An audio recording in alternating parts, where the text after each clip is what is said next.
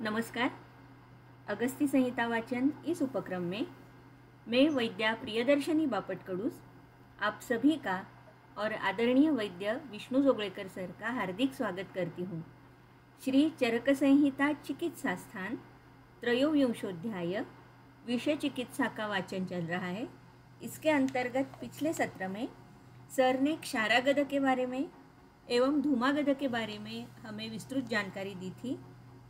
और हम श्लोक नंबर 104 तक आए थे। मैं सर से अनुरोध करती हूँ कि अध्याय वाचन का प्रारंभ करें। धन्यवाद। अब तक हम 104 श्लोक तक आए हैं। बहुत सारे आगद हमने देखे हैं, उनका इस्तेमाल कैसे पताका को लगा के या रणवाद्यों को लगा के करना है वगैरह वगैरह देखा है, जो आजकल उपयोग में नहीं आता है, लेकिन ये ग्रंथों में जो वर्णन है वो हमने देख लिया है। तो आज श्लोक क्रमांक 105 से शुरू करते हैं। विषपीत दष्ट विद्धेष्वेत दिग्धे च वाच्यमुद्दिष्टं सामान्यतः पृथक्त्वात् निर्देशमत अतः शृणु यथावत्। तो ये गुरु सूत्र है। हमने सूत्रों के प्रकार तो देखे होंगे। शिष्य सूत्र होता है, गुरु सूत्र होता है, प्रतिसंस्कर्ता सूत्र होता है, एकीय मत का ऋषि सूत्र हो सकता है। तो इस तरह के अलग अलग जो सूत्र होते हैं, उनके क्रियापद से हमें पता चलता है कि ये कौन सा सूत्र है। तो यहाँ शृणु यानी सुनो, अग्निवेश को आत्रेय जी कह रहे हैं सुनो। तो ये सूत्र है, ये गुरु सूत्र ऐसा हम कह सकते हैं। अभी पहले जो वर्णन किया था क्षारागद वगैरह का, वो किस लिए किया था? वो पहली पंक्ति में दिया है, सामान्यतः उद्दिष्टम।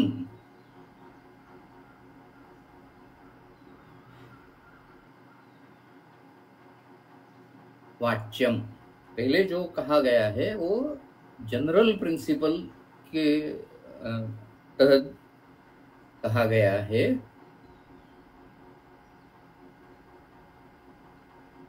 और उसका उद्दिष्ट क्या है, कहाँ कहाँ इस्तेमाल करना है, इसके प्रकार यहाँ दिए हैं। विषपीत यानी पेट में गया हुआ विष, विषदष्ट यानी दंश से गया हुआ विष यानी इंजेक्टेड पॉइजन। विद्ध, पुराने काल में या फिर आपने बाहुबली वगैरह पिक्चर्स देखे होंगे, उनमें ऐसे बाणों का उपयोग किया जाता था, जिसके नोक में जहर लगाया गया होता था। यहाँ विद्ध और दिग्ध ऐसे दो शब्द आए हैं। तो उनका वर्णन बाद में किया जाएगा, ऐसा ग्रंथकार कहते हैं। विद्ध यहाँ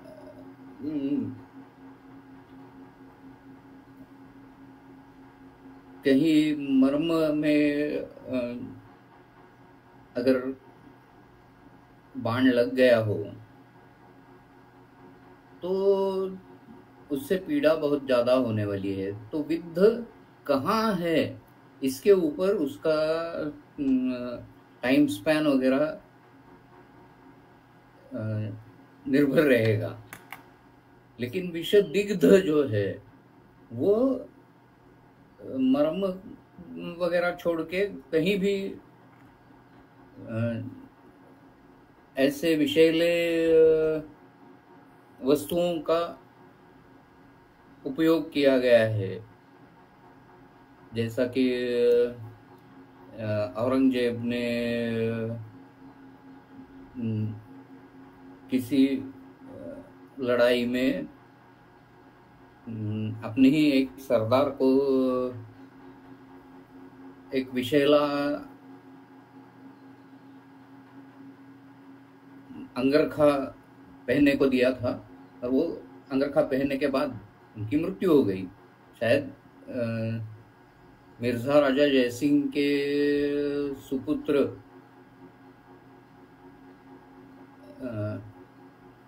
उनका वध इस तरह से, राम सिंह नाम था उनका वध इस तरह से किया गया था, ऐसा हमें इतिहास के पन्नों में दिखाई देता है।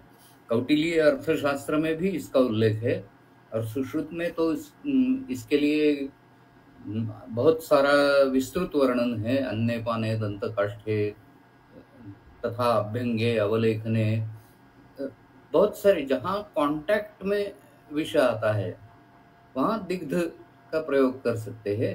और विद्ध है ये दष्ट की तरह इंजेक्टेड पॉइजन है, और वो कहाँ विद्ध हो गया है उसके ऊपर उसके परिणाम बदलेंगे।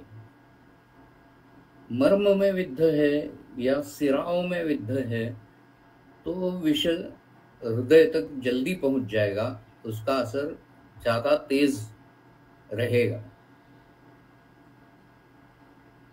तो पीत, दष्ट, विद्ध, दिग्ध, ऐसे 4 प्रकार यहाँ कहे गए हैं। सामान्यतः हम विषपीत और विषदष्ट इन दोनों पे ज्यादा कंसंट्रेट करते हैं, लेकिन आजकल के जमाने में ये दिग्ध विष कॉन्टैक्ट डर्मेटाइटिस का एक बहुत बड़ा कारण है। आजकल बहुत सारे नए मॉलिक्यूल्स आ गए हैं, उनकी सेफ्टी का हमें उतना पता नहीं चलता। हर दिन हजारों मॉलिक्यूल्स बाजार में आते हैं प्रोडक्ट्स के स्वरूप में, और वो प्रोडक्ट्स सफिशिएंटली टेस्टेड नहीं होते। और वो प्रोडक्ट्स अगर ब्यूटी प्रोडक्ट्स है तो स्किन पे लगाए जाते हैं। हाउस होल्ड पॉइजन से, हाउस होल्ड पर्पजेस के लिए बहुत सारी नई चीज़ें आती है। विंडो क्लीनिंग है, टॉयलेट क्लीनिंग है, फिर परफ्यूम्स है, ऐसे बहुत सारे द्रव्य रोज नए बाजार में आते हैं। उनमें कौन सा विषैला है कौन सा नहीं, उसके दीर्घकालीन परिणाम क्या है वो हमें मालूम नहीं। लेकिन जब कॉन्टैक्ट डर्मेटाइटिस हो जाता है तो हमें विषदिग्ध का विचार जरूर करना चाहिए। अभी यहाँ उद्देश्य और निर्देश ऐसे 2 तंत्रयुक्ति एक श्लोक में आ गई है। पहले जो कहा था वो उद्दिष्ट है, यानी उद्देश्य तंत्रयुक्ति से है। आगे जो कहने वाले हैं वो निर्देश की निर्देश है, यानी पहले जो कहा था वहाँ अपनी अकल चला के हम कुछ तो कर सकते थे, लेकिन अभी जो है वो निर्देश है। तो इस परिस्थिति में ऐसा करना है, इस परिस्थिति में ऐसा करना है, ऐसा प्रोटोकॉल जो जिसे कहते हैं वो आगे में देखा जाएगा।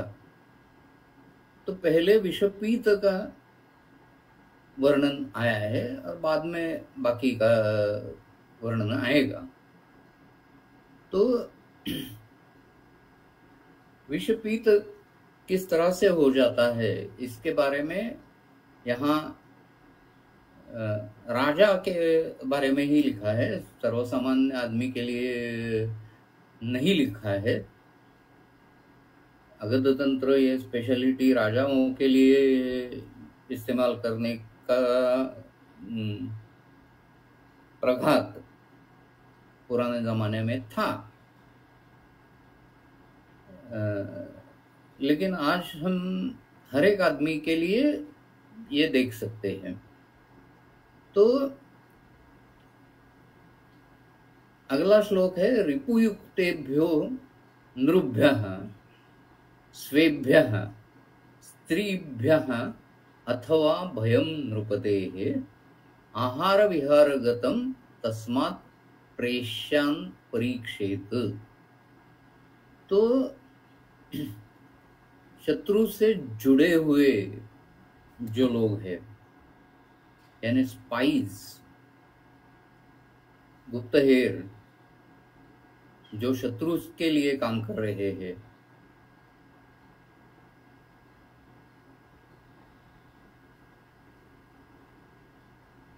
अपने ही राज्य के लोग जो राजा के खिलाफ है,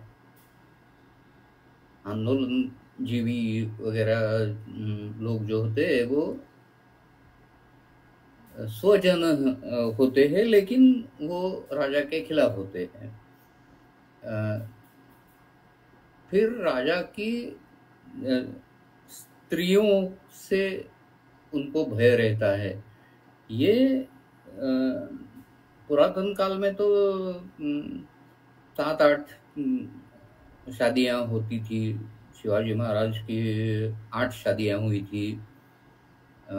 फिर मुगल सल्तनत में ऐसी 13-14 बीबियां करना वगैरह ये कॉमन था। जनान खाना बड़ा होता था। तो वहाँ एक कोई तो पसंद की महारानी होगी, बाकी की महारानियां ये पॉलिटिकल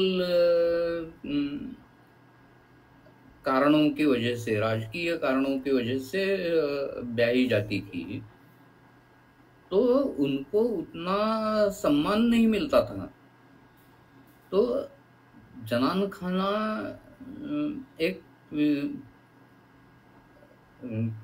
हम ऐसा कह सकते हैं कि वह कूट कारस्थानों का अड्डा उसे कह सकते हैं। तो उसमें से राजा को डर पैदा हो सकता है, विष दिया जा सकता है।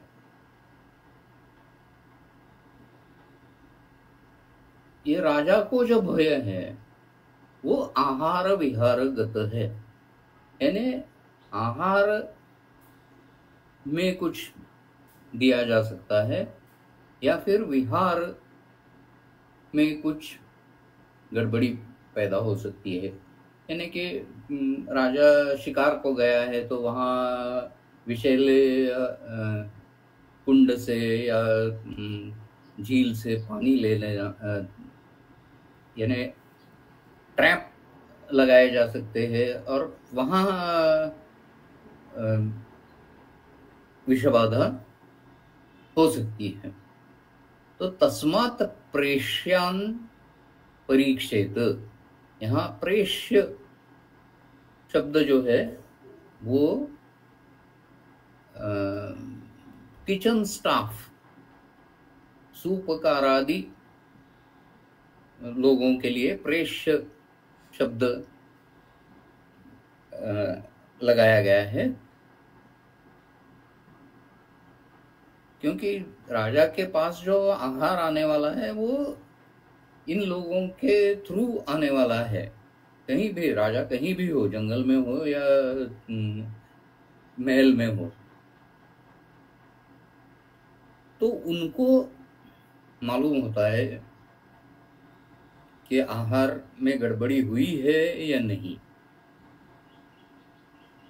और ये राजा को हमेशा साशंक रहना चाहिए, अत्यर्थ शंकितः स्यात्।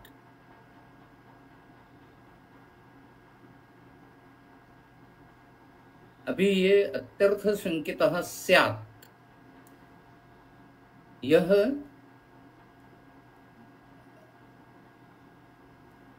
राजा के लिए है या विष प्रदाता के लिए है, ये व्याकरण से तो पता नहीं चलेगा। तो राजा साशंक होना चाहिए और हर एक प्रेष्य के लिए या कॉन्ट्रैक्चुअल स्टाफ के लिए साशंक रहना चाहिए, शंकित रहना चाहिए।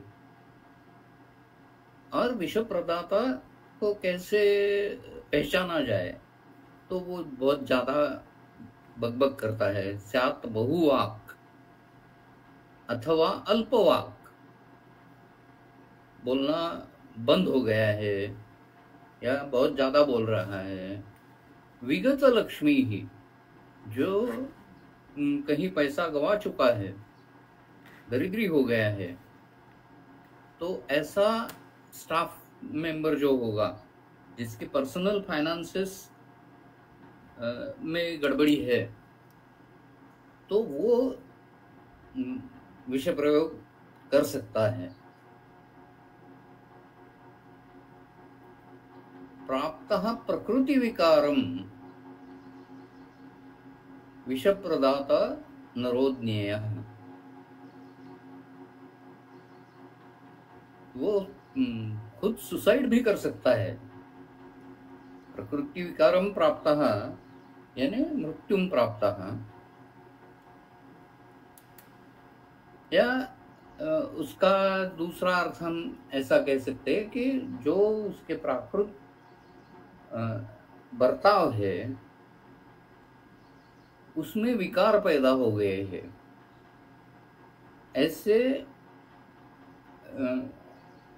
ऐसी व्यक्ति को विष प्रदाता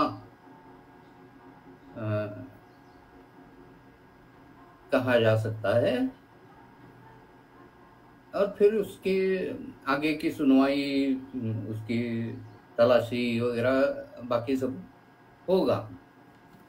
सुश्रुत में ये विषदाता लक्षण ज्यादा विस्तार से दिए हैं, लेकिन वो सब पुराने जमाने के लक्षण हैं। आजकल के जमाने में बॉडी लैंग्वेज और लिंग्विस्टिक एनालिसिस, इसका एक साइंस है, उसको काइनेसिक्स कहते हैं। वो काइनेसिक्स ये साइंस है, ये बॉडी लैंग्वेज से पता कर लेता है कि आदमी झूठ बोल रहा है या सच बोल रहा है, कुछ छुपा रहा है या नहीं। इसका फोरेंसिक साइंस में इस्तेमाल आजकल कर लेते हैं। अभी स्थिति ऐसी है कि आर्टिफिशियल इंटेलिजेंस बढ़ता जा रहा है, तो अगली स्टेप क्या होने वाली है उसके बारे में मुझे जो पता है वो मैं आपको बता देता हूँ। हॉस्पिटल रिकॉर्ड्स, पेशेंट रिकॉर्ड्स अभी बहुत महत्वपूर्ण होने वाले हैं। डिजिटल रिकॉर्ड्स मेंटेन करना अत्यावश्यक होगा। और इन डिजिटल रिकॉर्ड्स में पेशेंट इंटरव्यू, जो पहला इंटरव्यू जो रहेगा पेशेंट का, वो वीडियो रिकॉर्ड करना अनिवार्य होगा। अगले 4-5 सालों में ये होगा। तो हमारी डिस्पेंसरी में हमें वीडियो कैमरा बिठाने होंगे। इंटरव्यू सेटिंग जो है वो स्टैंडर्ड सेटिंग, जो भी काउंसिल बताएगी उस तरह का स्टैंडर्ड सेटिंग बनाना पड़ेगा। पहले फार्मेसी में देखो, पहले कुछ भी चलता था, लेकिन बाद में वो जीएमपी स्टैंडर्ड्स जब आए तो बहुत सारी फार्मेसीज को आमूलाग्र बदल करने पड़े। तो जीएमपी सर्टिफिकेट के लिए उनको फ्लोरिंग चेंज करना वगैरह बहुत सारी चीजें करनी पड़ी थी। उसको आयुर्वेद के लोगों ने बहुत विरोध किया था। मुझे याद है, वैद्य खड़ीवाले, दादा खड़ीवाले, उन्होंने सब वैद्यों की एक मैन्युफैक्चरर्स की एक मीटिंग बुलाई थी। वहाँ मैं गया था, तो वहाँ देखा था कि जो हाथ से गोली बनाते हैं तो उनको ग्लोव्स पहनने हैं वगैरह, इस तरह के जो नए नियम वहाँ बनाए गए थे जीएमपी के, तो वो अनिवार्य थे, बाध्य थे। उनको इम्प्लीमेंट करने में 5-10 साल गए। लेकिन मैं जो बता रहा हूँ कि interview setting for the patient is going to be standardized। अभी क्या होने वाला है कि पेशेंट का पहला इंटरव्यू जो है वो कैमरा पे कैप्चर किया जाएगा, और फिर आर्टिफिशियल इंटेलिजेंस और काइनेसिक्स की जोड़ी से उसका एनालिसिस भी किया जाएगा कि पेशेंट सच बोल रहा है, झूठ बोल रहा है,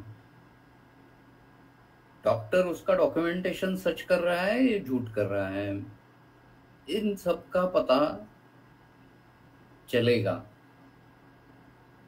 हम आयुर्वेद में कहते हैं दर्शन स्पर्शन प्रश्न ही परीक्षित योगिनम रोगिणम। तो दर्शन परीक्षा आजकल इतने सहायक उपकरण उसके लिए है, इमेजिंग टेक्निक्स इतने विस्तृत है, उनकी क्षमता इतनी ज्यादा है जो मानवीय इंद्रियों की नहीं हो सकती। मीन्स सिंगल मॉलिक्यूल नैनोस्कोपी का टेक्निक जो है, वहाँ नैनोमीटर रेंज में जो कुछ है वो डिजिटली कैप्चर किया जा सकता है। नैनोस्कोपी का आविष्कार 10 बरस पहले हुआ, और आविष्कार होने के 2 साल बाद उसको नोबेल प्राइज मिला। इतना पावरफुल टेक्निक है। नोबेल प्राइज डिस्कवरी के बाद बहुत सालों के बाद मिलता है, ये 2 साल में मिल गया, क्योंकि वहाँ वायरस सेल में प्रवेश कैसा करता है इसका लाइव वीडियो वो नैनोस्कोपी की तरह नैनोस्कोपी का उपयोग करके डेमोन्स्ट्रेट किया गया। अभी ये टेक्नोलॉजी बढ़ती जा रही है, और उसके साथ आर्टिफिशियल इंटेलिजेंस उसमें इंक्लूड होने लगा है। यानी हम पैथोलॉजी की स्लाइड्स अगर देखेंगे तो पैथोलॉजी स्लाइड जो है उसका आर्टिफिशियल इंटेलिजेंस के जरिए एनालिसिस करके जो नॉर्मल चीजें हैं वो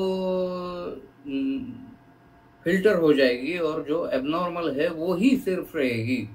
इस तरह के प्रोग्राम्स अभी आर्टिफिशियल इंटेलिजेंस में आ रहे हैं। तो ये सब बातें जो मैंने कही है वो विषप्रदाता लक्षण ग्रंथों में जो बताए हैं वो है, लेकिन वो ओवरकम किए जा सकते हैं। जो विषप्रदाता है वो ये खबरदारी ले सकता है कि उसके बिहेवियर में कुछ बदल ना हो, उसका बोलना चाल वगैरह सब नॉर्मल रहे, ऐसा वो विषप्रदाता कर सकता है। बहुत सारे टेक्निक्स फोरेंसिक मेडिसिन में या फोरेंसिक साइंस में अभी आए हैं जहां ये पता चलता है कि आदमी सच बोल रहा है या झूठ बोल रहा है। आपको नार्को एनालिसिस तो मालूम होगा, नार्को टेस्ट करना चाहिए, ऐसा पेपर्स में बहुत आता है। तो ये नार्को एनालिसिस टेस्ट क्या होती है? तो उसमें नार्कोटिक सब्सटेंस इंजेक्ट किया जाता है जब पेशेंट को खुद का विचार करने की अवस्था नहीं रहती, यानी विचार करने के बाद कुछ बोलना है ऐसा नहीं रहता। वो एक ऐसा ट्वाइलाइट स्टेट में जाता है, जागृत भी नहीं है और सुप्त भी नहीं है। ऐसी स्थिति में, संध्या काल की स्थिति में उसे लाया जाता है और फिर उसे प्रश्न पूछते हैं। तो उनका उत्तर जो सच है वो पेशेंट दे देता है। ये नार्को एनालिसिस का उपयोग बहुत सालों से हो रहा है। यानी मैं जब साइकेट्रिक हॉस्पिटल में काम करता था तो वहाँ मैंने ये देखा है कि पहले आदमी जो बोलता था वो नार्को एनालिसिस के अंडर उसको ट्वाइलाइट स्टेट में लाया गया, फिर उसके बाद फिर से वही प्रश्न पूछा तो सच बात सामने आई। तो ये फोरेंसिक मेडिसिन, फोरेंसिक साइंस में नार्को एनालिसिस का महत्व है। अभी तो और भी टेक्निक्स आ गए हैं, उनमें ब्रेन मैपिंग है, यानी बहुत सारे इमेजेस पेशेंट को दिखाए जाते हैं। फिर लाई डिटेक्टर टेस्ट, वो भी आपको मालूम होगी कि जब आदमी झूठ बोलता है तो उसके प्यूपिल्स में फर्क आता है, उसके स्वेद के घटकों में फर्क आता है। तो ऐसे बहुत सारे इलेक्ट्रोड्स शरीर को जोड़े दिए जाते हैं और पेशेंट को प्रश्न पूछते हैं। तो फिर वो जो उत्तर देगा, तो उत्तर देने के वक्त उसके सभी सेंसर्स से पता चलता है कि ये सच बोल रहा है या झूठ बोल रहा है। तो वही प्रश्न बार बार थोड़ा बहुत शब्दों में फर्क करके पूछा जाता है और हर एक बार अगर पेशेंट इज लाइंग ऐसा सामने आया तो वो पकड़ा जाता है। ये गुनहगारों के लिए होने वाले टेक्निक्स है। तो यहाँ जो लक्षण दिए हैं वो सिर्फ बिहेवियरल ऑब्जर्वेशन के लक्षण हैं। वो बिहेवियरल ऑब्जर्वेशन आजकल बहुत प्रगत हो गया है, इतना ही मुझे यहाँ बताना है। इसके आगे जो आता है, दृष्ट्वा एवं न तु सहसा भोज्यम कुर्यात् तद अन्नम अग्नौ तु। तो अग्नि परीक्षा करना है, ऐसा प्रोटोकॉल यहाँ दिया है। यानी प्रोटोकॉल में पहले क्या है, तो इन सब लोगों से धोखा है तो उनकी बिहेवियर पे नजर रखे, ये पहला प्रोटोकॉल। दूसरा प्रोटोकॉल क्या है, तो अन्न देखा और खाया, ऐसा नहीं करना है राजा को। वो अन्न अग्नि परीक्षा के बाद ही खाना है। तो अन्न का एक छोटा अंश अग्नि में डाल देना है। सविषम ही प्राप्य अन्नम बहून विकारान भजति अग्नि ही। अग्नि में बहुत सारे विकार सविष अन्न से होते हैं। शिखी बरह विचित्र अर्ची ही, मयूर पिच्छा की तरह बहुत सारे शिफ्टिंग कलर्स की ज्योति अग्नि से आती है। तीक्ष्णाक्षम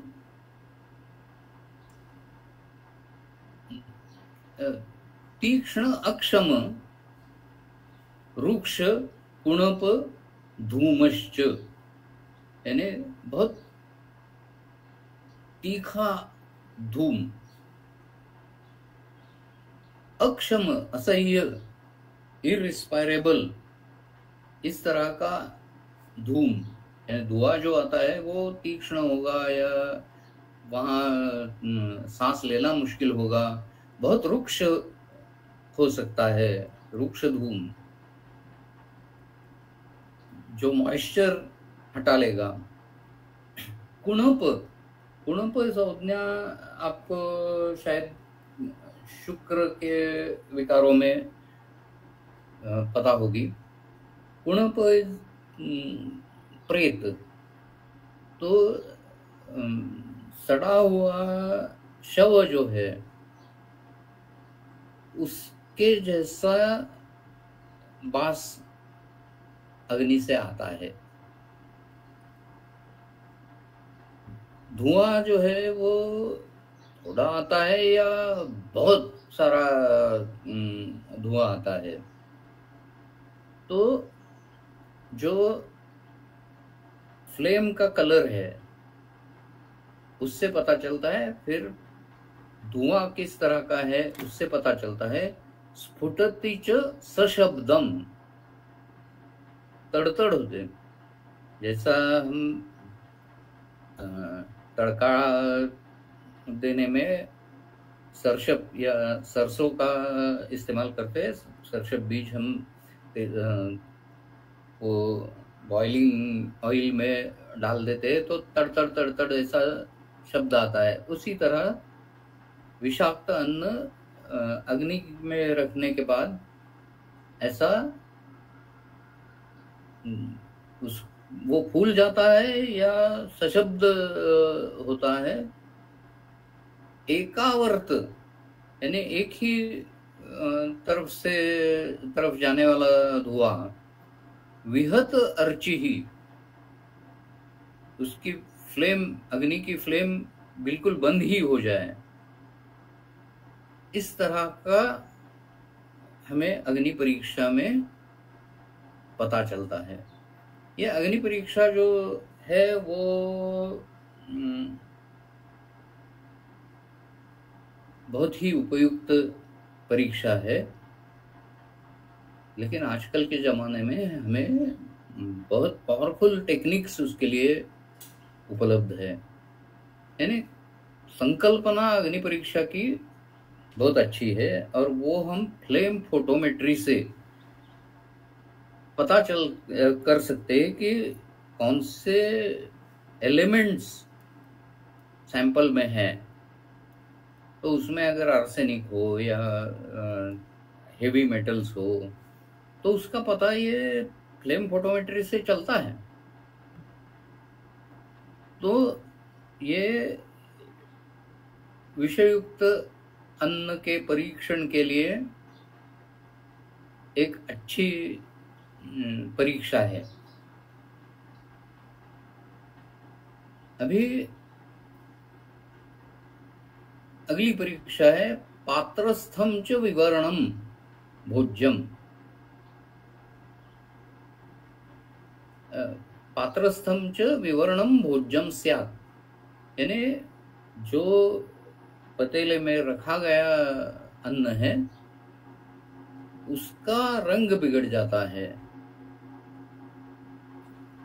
जो विषैला अन्न होगा उसका रंग बदल जाता है। बहुत सारी नए विषैले पदार्थ ऐसे जो रंग वगैरह कुछ बदलते नहीं है,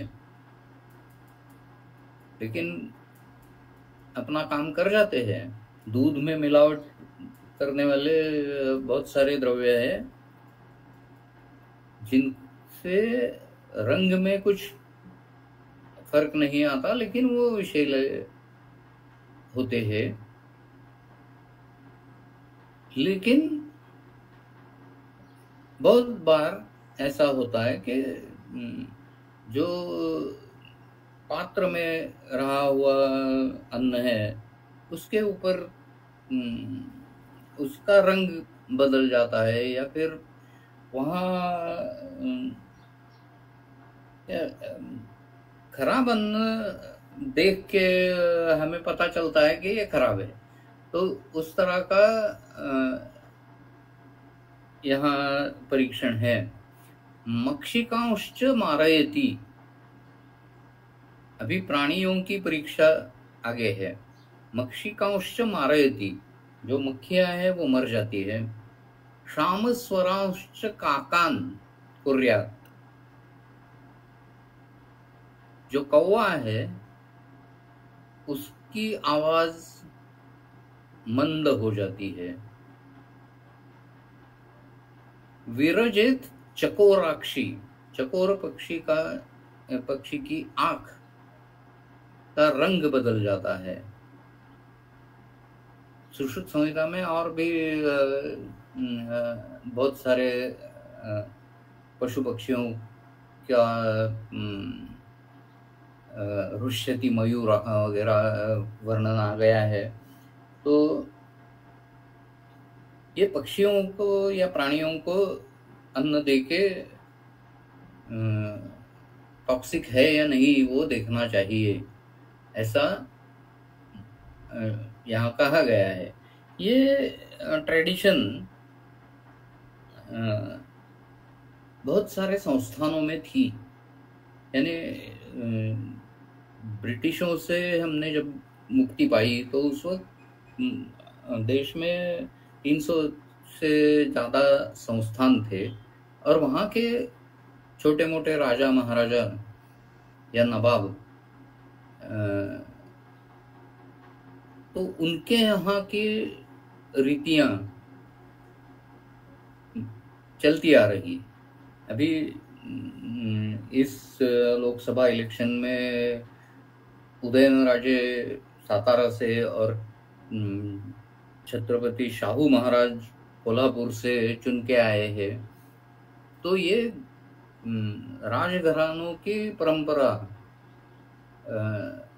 देश में बहुत जगह है, और इन राजाओं के परिवार में या उनके वैयक्तिक जीवन में ऐसे प्राणियों को अन्न खिलाने के बाद अन्न खाना, ऐसी परंपराएं है। पुणे में तुलसी बाग में मोर इसी कारण रखे हैं। जो भी भोग चढ़ाया जाता है वो पहले मोर को दिया जाता है और बाद में बाकी लोगों को दिया जाता है। तो इस तरह से प्राणी परीक्षण यहाँ लिखा है। आजकल टॉक्सिसिटी टेस्टिंग हम सेल कल्चर पे भी कर सकते हैं, एनिमल्स की भी जरूरत नहीं है। सेल कल्चर पे कर सकते हैं या ऑर्गेनॉइड्स पे कर सकते हैं, इन सिलिको भी टॉक्सिसिटी टेस्टिंग कर सकते हैं। लेकिन एनिमल टॉक्सिसिटी टेस्टिंग ये एक पूरी टॉक्सिकोलॉजी की ब्रांच है, एक्सपेरिमेंटल टॉक्सिकोलॉजी, जहाँ फैटल डोज कितना है, कितना डोज देने से कितने प्राणी मर जाते हैं, डोज बढ़ाया तो क्या होता है, डोज कम किया तो क्या होता है, तो टॉलरेबल डोज क्या है, इफेक्टिव डोज क्या है, वो सब हम टॉक्सिकोलॉजी के लेबोरेटरी में प्राणियों पे प्रयोग करके देख सकते हैं। क्योंकि आजकल जो विषय है वो सिर्फ खाने से नहीं जाते हैं, बहुत सारी चीजों से जाते हैं, तो उनका परीक्षण करना जरूरी है। पाने नीला राजी वैवर्ण्यम स्वाम च न इक्षते छायाम। पाने नीला राजी यानी जो पेय है उसके ऊपर नीली रेशा आ जाएगी। अभी ये प्रिमिटिव केमिस्ट्री का एक उदाहरण है। आजकल केमिस्ट्री में ऐसा कलर्ड लाइंस, इसका उपयोग बहुत जगह किया जाता है और आजकल TLC, HPLC जैसे तंत्रों से हमें पता चलता है। सबसे पावरफुल जो टेक्नोलॉजी है वो है GCMS यानी gas chromatography mass spectroscopy combined. तो इस GCMS फोरेंसिक साइंस में बहुत इसका इस्तेमाल किया जाता है। फोरेंसिक साइंस लेबोरेटरी में आपको देखने मिलेगा। तो इसमें सुई की नोक पे जितना कुछ बैठेगा उतना सैंपल काफी होता है। उतने सैंपल में कौन कौन से मॉलिक्यूल्स है, कौन कौन से एलिमेंट्स है, इसका पूरा पता चल जाता है और उसकी लाइब्रेरी में 30 लाख से ज्यादा पदार्थों के वैशिष्ट्यों का संग्रहण है। तो जैसे ही सैंपल दिया जाता है तो GCMS से हमें उसका कॉन्फ़िगरेशन, केमिकल स्ट्रक्चर मालूम होता है और वो केमिकल स्ट्रक्चर किस मॉलिक्यूल से लाइब्रेरी में जुड़ता है वो कंप्यूटर देखता है और पता लगाता है कि ये कंपाउंड कौन सा है, MDMA है या हेरोइन है या LSD है या TNT है या जिलेटिन जेल है। जो भी कुछ पदार्थ है उसके मॉलिक्यूल्स का पता ये GCMS से लगता है।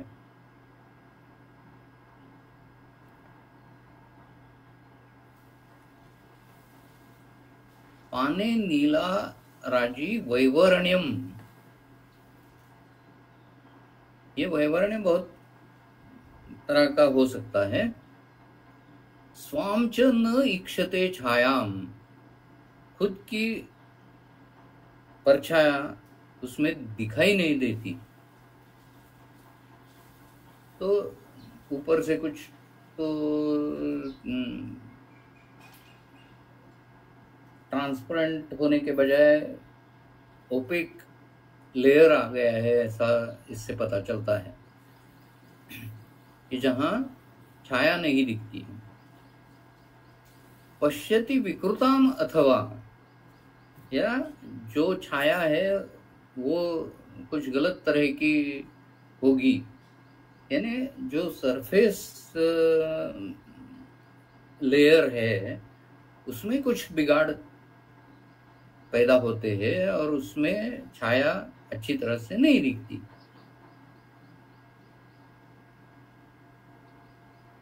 लवणाक्ते फेन माला स्यात्, उसमें थोड़ा सा लवण हम अगर डाल देते हैं तो उससे फेन माला यानी इफरोसेंट फिनोमेनन आपको दिखता है। बुद बुद बुद बुद करके ऐसे बबल्स आते हैं। तो ये रिएक्शन से होता है। लवण हमने अगर डाला है तो सोडियम क्लोराइड है, तो वहाँ अंदर कुछ एसिड है, तो उस एसिड से रिएक्शन होने वाली है और वो फेनमाला आने वाली है। अल्कली है तो भी अलग तरह की रिएक्शन होगी और फेनमाला आ सकती है। ये सिंपलिस्टिक टेस्ट यहाँ दिए हैं आजकल के ज़माने में। इससे बहुत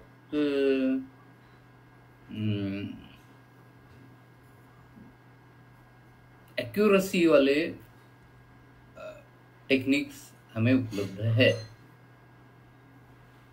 मानान्नयोः सविषयोः गंधेन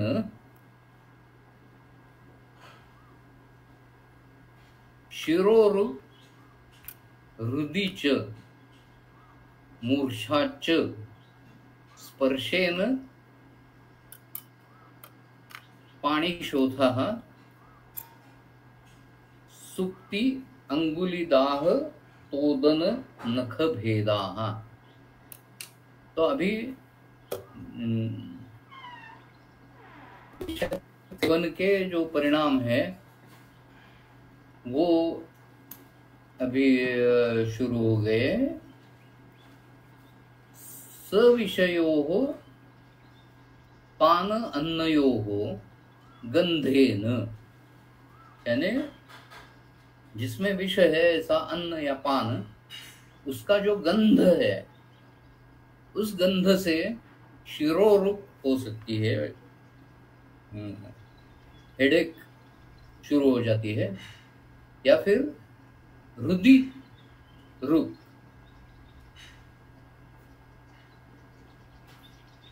यानी हृदशूल हो सकता है। मूर्छा च, मूर्छा भी आ सकती है। पानान्नयोः सविषयोः स्पर्शेन, यानी सविष अन्न या पान के स्पर्श से पाणिशोथ, हाथ को सूजन आ जाती है या फिर सुक्ति हो जाती है, अंगुली दाह हो सकता है, तोद सूची वेदन जैसी वेदना हो सकती है, नख भेद, नखों पे ब्रिटलनेस आ जाता है। नख पे दिखाई देने वाले विष के बहुत सारे लक्षण हैं। यहाँ सिर्फ नख भेद ऐसा कहा गया है, लेकिन आर्सेनिक से लाइन अलग है, मर्क्यूरी से अलग है, बहुत सारे विष द्रव्यों से अलग अलग तरह के चिन्ह नखों पे दिखाई देते हैं। मुखगे तू ओष्ठ चिमचिमा, जब हाथ लगाया तो हाथ को सूजन आ जाएगी या हाथ एकदम पैरालाइज हो जाएगा, या फिर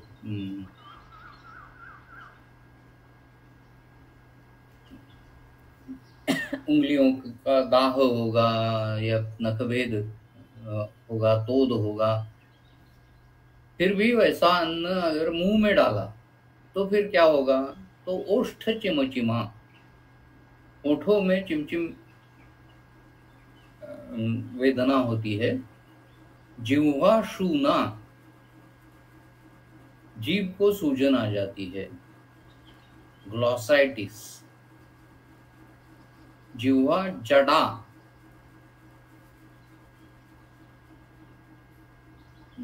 टंग पैरालिसिस हो सकता है। जिह्वा विवरणाच, जिह्वा का वर्ण बिगड़ जाता है। वो अगर एस्फिक्सिया है तो नीला हो जाएगा। सेंट्रल साइनोसिस में जिह्वा का रंग नीला हो जाएगा। बाकी के विषद्रव्यों में विषद्रव्य के ऊपर उसका वर्ण तय होगा, यानी कि सल्फ्यूरिक एसिड से वो ब्लैक कलर का हो जाएगा, नाइट्रिक एसिड से येलो कलर की हो जाएगी जिह्वा। फिर हाइड्रोक्लोरिक एसिड से व्हाइट कलर का डिस्कलरेशन होगा। इस तरह का डिस्कलरेशन कौन सा विषद्रव्य है उसके ऊपर निर्भर होगा। द्विज हर्ष, यहाँ द्विज शब्द का अर्थ दंत ऐसा लेना चाहिए। द्विज हर्ष, द्विज यानी 2 बार जन्म लेने वाला। तो द्विज ये संज्ञा दांतों के लिए दी जाती है, क्योंकि वो एक बार बचपन में जो आते हैं वो बड़ा होने के बाद गिर जाते हैं और उनकी जगह नए दांत आते हैं। तो जो हमारे मुंह में 32 दांत है उनमें से 20 दांत ऐसे है, 20 ऐसे है जो फिर से उगते हैं, लेकिन 12 दांत ऐसे है कि जो दोबारा नहीं उगते। वो एक बार उगने के बाद अंत तक वैसे ही रहते हैं। जो जिनको हम दंष्ट्रा या दाढ़ा कहते हैं, दाढ़, मोलर्स। तो हर एक साइड पे 3 मोलर्स होते हैं, पहला, दूसरा और तीसरा। तीसरा मोलर यानी जिसे हम अक्कल दाढ़ कहते हैं, वो विजडम टूथ। तो आजकल विजडम टूथ पैदा होना कम हो गया है। फिर जो विजडम टूथ आता है वो तिरछा आता है, वगैरह वगैरह सब वर्णन आपको पता होगा। लेकिन जो मोलर्स है वो एक ही बार उगने वाले दांत है। बाकी सारे दांत जो है वो दोबारा उगते हैं, तो उनको द्विज संज्ञा दी जाती है। ये द्विज हर्ष यानी दांतों में ऐसी सनसनी आ जाती है। अनुस्तंभ, लॉक जॉ, ऐसा एक लक्षण विषबाधा में देखा जाता है। आस्य दाह, मुंह में आग लग जाती है, आग लगी है ऐसा लगता है, दाह होता है। लाला विकार, लाला स्राव ज्यादा होता है या लाला स्राव बिल्कुल बंद हो जाता है, दोनों तरह के विकार हमें दिखाई देते हैं। गल विकारा, कंठ के विकार पैदा हो सकते हैं। फिर आगे आमाशयम प्रविष्टे, वह आमाशय में जब जाएगा तो वैवर्ण्य, स्वेद, सदन, उत्क्लेद, दृष्टि उपरोध, हृदय उपरोध, बिंदु शतैश्चीयते च अंगम, आमाशय में विष जाने के बाद क्या होता है, वैवर्ण्य हो सकता है, उसमें चेहरा लाल हो सकता है बहुत, या फिर विवर्ण होता है, यानी फीका पड़ जाता है, ऐसा हो सकता है। विषबाधा होने का एक दृश्य लक्षण करके हम देख सकते हैं। स्वेद प्रवृत्ति बहुत होती है या बिल्कुल नहीं होती, दोनों तरह के लक्षण दिखाई देते हैं। सदनम, जिसे मराठी में हम त्राण नहीं, अंगात त्राण नहीं समझो, उस तरह का लक्षण यहाँ पैदा होता है। बिल्कुल ताकत नहीं रहती शरीर में, अंगसाद लक्षण रहता है। फिर उत्क्लेद, बहुत ज्यादा मुंह में पानी आने लगता है, या फिर नौशिया, जिसे हम कहते एसिड फ्लश, इसोफेजियल रिफ्लक्स, इस तरह का लक्षण ये उत्क्लेद में हमें दिखाई देता है। दृष्टि उपरोध, दिखाई देना बंद हो जाता है या उसमें कुछ गड़बड़ पैदा होती है, फोकस नहीं होता। हृदय उपरोध, हृदय की गति पे उसका असर हो जाता है। बिंदु शतैहि चीयते च अंगम, पूरे बदन पे छोटे छोटे छोटे छोटे बिंदु जैसे सैकड़ों डिस्कलरेशंस आते हैं, यानी शीत पित्त उदर्द कोठ में जो उदर्द है वो यहाँ पैदा हो जाता है। वो आमाशय में आने के बाद ये किस तरह से पैदा होता है, तो ये एलर्जिक रिएक्शन का एक अंग है। जो हिस्टामिन सिक्रीटर सेल्स है वो प्रोवोक किए जाते हैं, एक्टिवेट किए जाते हैं, और वो हिस्टामिन जहाँ जहाँ रिलीज होगा वहाँ वहाँ इन्फ्लेमेटरी प्रोसेस शुरू होगा और वो लाल बिंदुओं की तरह दिखाई देगा। पक्वाशयम तु याते मूर्छा मद मोह दाह बलनाशाः तंद्राकार्षम च विषे पांडुत्वम च उदरस्थे स्यात्। उदरस्थ यानी आमाशय में भी हो या पक्वाशय में भी हो, दोनों जगह जब हो तो तंद्राकार्ष पांडुत्व, ऐसे तीन लक्षण है। पक्वाशय में आने के बाद क्या होता है, मूर्छा आती है, मद आता है, मोह यानी संदिग्धता आती है, कंफ्यूजन जिसे कहते हैं। यानी अगर हमने पेशेंट को पूछा कि कल आपने कौन सी ड्रेस पहनी थी, तो वो बता नहीं सकेगा। कल कौन सा वार था ये बता नहीं सकेगा। आज कितने बजे है, उनका नाम, उनका कंफ्यूजन बहुत हो जाता है। दाह पूरे शरीर में होता है, बल नाश हो जाता है, तंद्रा आती है, कार्ष्य ये तो दीर्घकालीन परिणाम है। विष सेवन के बाद सडनली आदमी कृश हो गया, ऐसा तो नहीं होता है। वो उदर में दीर्घकाल जब विष रहता है तब कार्य होता है, यानी जो भी कुछ खाया है वो मांस में परिवर्तित नहीं होता, धातुओं में परिवर्तित नहीं होता। तो धीरे धीरे over a period of time से रैपिड वेट लॉस भी हो सकता है या स्लो वेट लॉस भी हो सकता है। अभी कोरोना में मेरा खुद का अनुभव यह है कि 7 दिन में मेरा 10 किलो वजन घट गया था।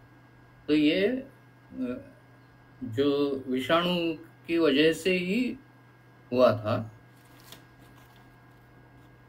मुझे जब कोरोना हुआ था तो 8 दिन में 10 किलो वजन कम हो गया था। तो इस तरह का कार्य हो सकता है। पांडुत्व एनीमिया तो हो सकता है।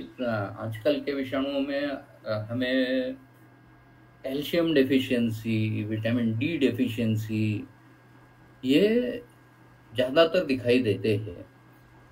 यानी सिर्फ कोरोना में नहीं, उससे पहले डेंगू में वही दिखता था। उसके पहले डोंबिवली फीवर करके फ्लू आया था, उसमें भी हमने ये देखा था कि there is a sharp decline in calcium levels. और ब्लीडिंग भी हो सकता है, तो ब्लीडिंग की वजह से भी एनीमिया हो सकता है। पांडुत्व के बहुत सारे कारण हैं, तो उनमें आयरन डेपोज जो है वो नष्ट हो जाना या फिर रक्त पेशियों का मर जाना, रैपिड हीमोलाइसिस हो सकता है या फिर एक्टिव ब्लीडिंग हो सकता है। तो ऐसे बहुत सारी तरह से उदरस्थ विषय में पांडुत्व आ सकता है।